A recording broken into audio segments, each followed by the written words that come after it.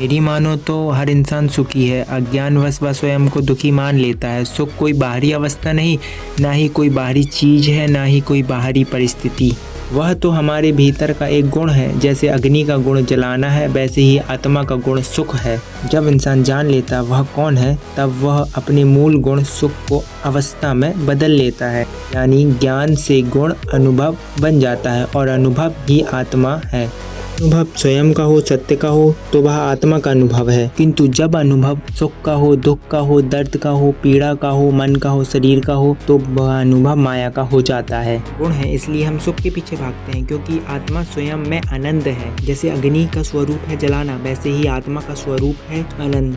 शांत होता है, जब वासनाएं थमती हैं, तब जो बचता है वही है आत्मा, और उस मौन में जो रस है वही है आनंद। में डूबकर वो क्षण महसूस करता है जहाँ सब रुक जाता है, वही है आत्मा का स्वाद, वही है सच्चिदानंद, सद चैतन्य आनंद। मेरी मानो तो सुख कोई वस्तु नहीं है, वस्तु आती है जाती है।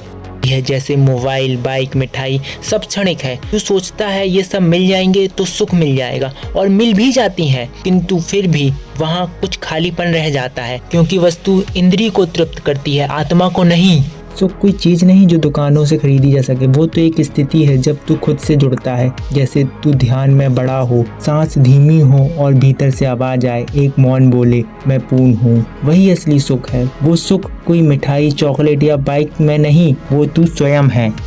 जब तू किसी चीज को चाहता है तो वो चाहत ही दुख बन जाती है, पर तू जब किसी क्षण को पूरी तरह जीता है, बिना चाह, बिना डर, बिना लालच, बिना वासना, तब वो रस आता है। वही है अनुभव का सुख जो भीतर प्रकट होता है। असली सुख किसी वस्तु में नहीं, वो तू स्वयं है। तू खुद एक सुख है, बस जरूरत है तो स्वयं को जानने की। तू आत्मा है, तुझे क्या आवश्यकता सुख की, तू खुद सुख है।